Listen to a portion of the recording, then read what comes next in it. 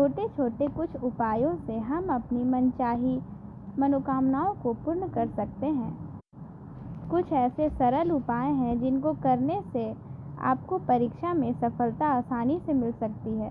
यदि आप बहुत मेहनत कर रहे हैं और आप तब भी अपने परीक्षा में सफल नहीं हो रहे हैं तो इन छोटे उपायों को अवश्य करें।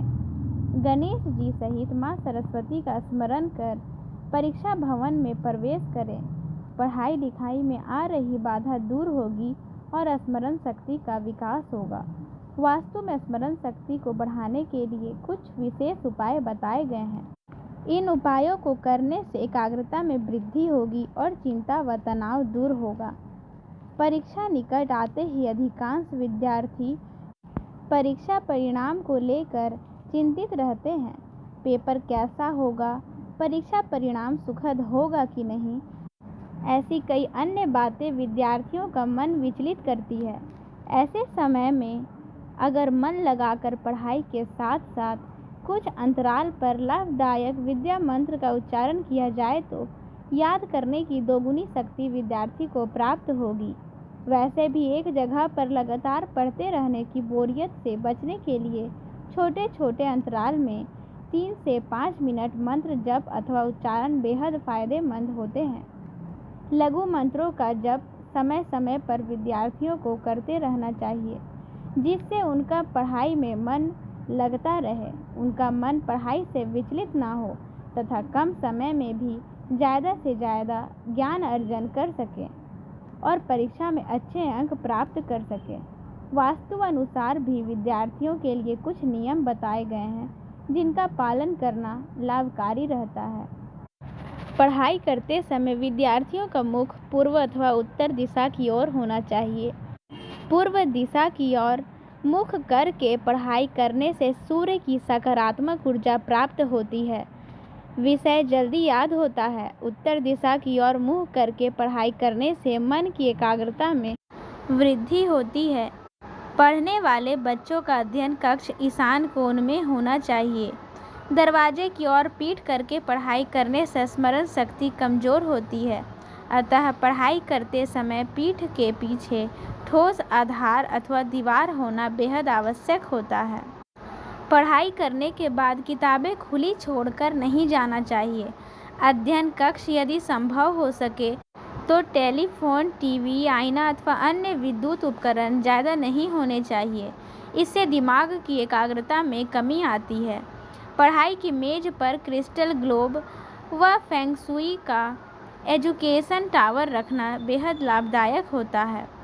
सीढ़ी, बीम एवं शेल्फ के नीचे बैठकर अध्ययन करने से चिंता एवं तनाव बढ़ता है। मेज पर यथासंभव कम सामग्री रखें, इससे एकाग्रता बढ़ती है। ज़्यादा सामान रखने से नकारात्मक ऊर्जा उत्पन्न होती है, जिससे पढ़ाई करने में मन नहीं लगता।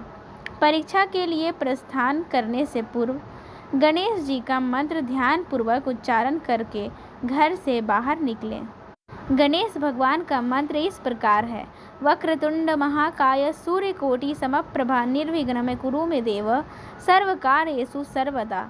रोज सुबह स्नान आदि कर साफ सुथरे वस्त्र धारण कर माँ सरस्वती की प्रतिमा के सामने धूप दीप घी का दीपक जलाकर परीक्षा में अच्छे अंक आने की प्रार्थना कर मन लगाकर पढ़ाई प्रारंभ करनी चाहिए।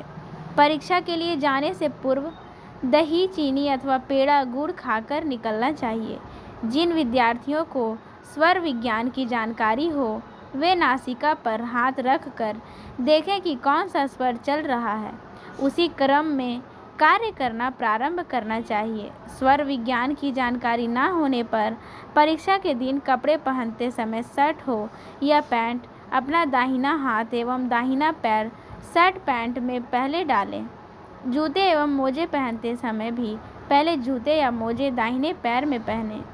परीक्षा कक्ष में दाहिना पैर पहले आगे बढ़ाकर गणेश जी, सरस्वती जी का स्मरण कर प्रवेश करना चाहिए।